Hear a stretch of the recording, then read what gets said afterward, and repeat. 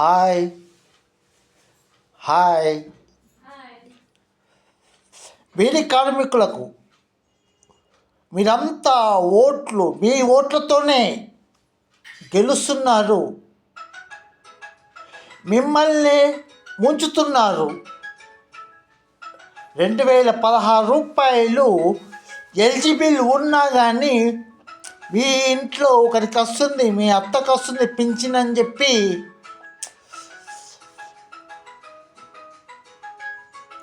మీ మీ డబ్బులన్నీ తినేస్తున్నారు. సెక్రటరీలు, ఎంఆర్ఓలు, ఎంపీడీఓలు ఎలిజిబుల్ ఉన్నా కానీ ఇస్తలేరండి. అత్తకొస్తే మరి కేసీఆర్ కోడలికి ఎందుకు ఇస్తానండి? వీడికి ఆమెకు పని లేదనే కదా.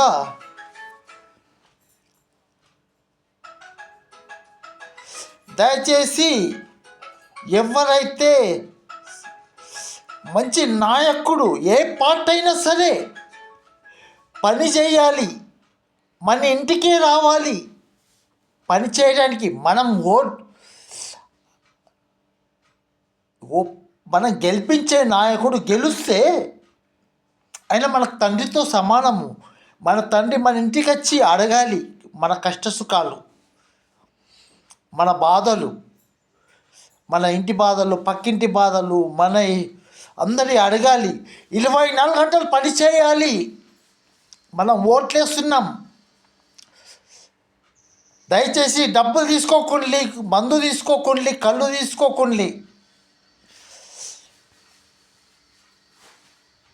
మన గ్రామాన్ని అభివృద్ధి చేసుకుందాం. మన గ్రామం అంటే ఢిల్లీ దాకా తెలవాలి. అలా చేసుకుందామండి. దయచేసి డబ్బులకి ఓటు వేయకండి. మంచి నాయకుడిని,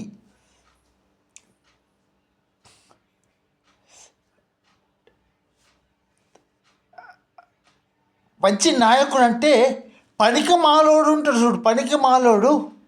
వాడికి జనరల్ నాలెడ్జ్ బాగా ఉంటుంది. ఎందుకంటే వాడు ఏ పని చేయడు. వాడిని ఎలక్షన్లో నిలబెట్టి వాడికి ఓటేస్తే వాడు 24 అవర్స్ ఊళ్ళోనే ఉంటాడు. ఊళ్ళో అన్ని సమస్యలు వాడు ఖచ్చితంగా తీరుస్తాడండి. పనికి మాలోడికే వేయాలండి ఓటు. రియల్గా చెప్తున్నా.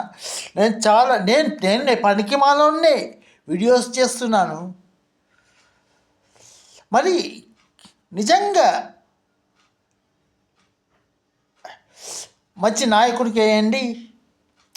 గ్రామాభివృద్ధి చేయించుకోండి నిజాయితీగా. డబ్బులు తీసుకోవద్దండి, మందుకు తీసుకోకండి. 5 సంవత్సరాలు బానిసగా బతకాలి. మనం ఈరోజు వచ్చి మన ఇంటి ముందు వచ్చి దండం పెట్టి అయ్యా నాకు ఓటెయ్యు అని అడిగిన నాయకుడు లీడర్. ఈ 5 సంవత్సరాలు ఆయన ఒక్కసారి అడుగుతాడు దండం పెట్టి ఓటేయమని. మనం 5 సంవత్సరాలు ఆయన చుట్టూ తిరగాలి, చిన్న పనికి ఏ పనికైనా. అందుకే ఖచ్చితంగా మీరు మంచి నాయకునికే వేయాలి ఓటు. తప్పుంటే క్షమించండి. మాతృదేవతాయ నమః.